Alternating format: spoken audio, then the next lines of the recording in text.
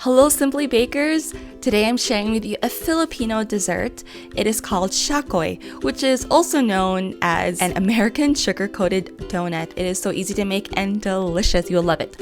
Let's begin!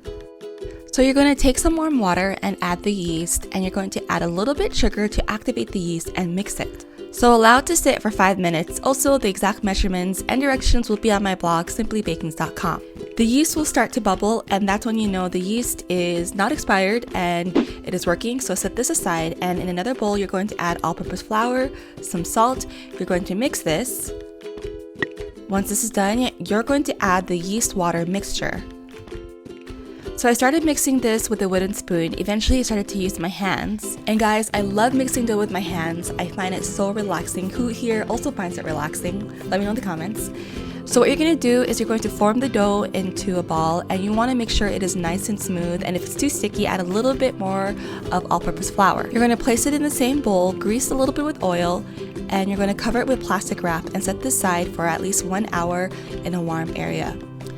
So it should double in size, and you're going to punch the dough down and take the dough and place it in a floured surface, and you're going to knead it for about 2 minutes. And then what I did was break it into about 1 inch, or I think it was 2-inch balls. You'll see here. So I rolled each ball into a long stick. It was about 1 foot long, and then I twisted it just like so.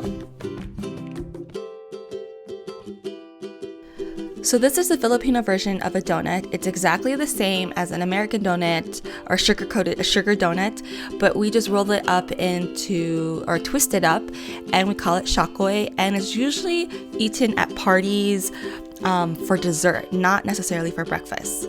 So back to the recipe, you're going to allow this to sit again for 1 hour to let it double in size. You want to make sure that the plastic wrap is oiled, especially where it's touching the shakoy, because it will stick to the plastic. Okay, so now it has doubled in size, and now we are going to fry it. You want to make sure that the frying pan is hot enough, and that's what that piece is in there, and go ahead and add it. Now, my frying pan was set really high, and you will notice that it turned brown really fast. Usually doesn't take that long to fry it. Just really keep an eye on it, and you're going to want to flip it immediately, or keep checking it, because you'll notice, see how brown it's getting already? Now this is too brown, but don't worry, if you make that mistake, it's fine. You can't even tell when you add the sugar. So this is actually how you want the shakoy to look like, light brown. That's just right, just like this. After it was done frying, I placed it on paper towels, let the oil steep out for about 2 minutes. Then I transferred it to the sugar, and I rolled the shakoy in the sugar just like so. Oh my goodness, guys, I have a confession. I did eat this while I was cooking it because it was so good. Homemade shakoy is the best. You can also make it with pre-made bread dough, but homemade, like I said, is the best. And I probably should just video myself on my camera phone while I try it, just so you guys have a reaction of me trying it. And it's so good. You will love this, I promise you. Let me know in the comment section by saying yay if you want to see more Filipino recipes.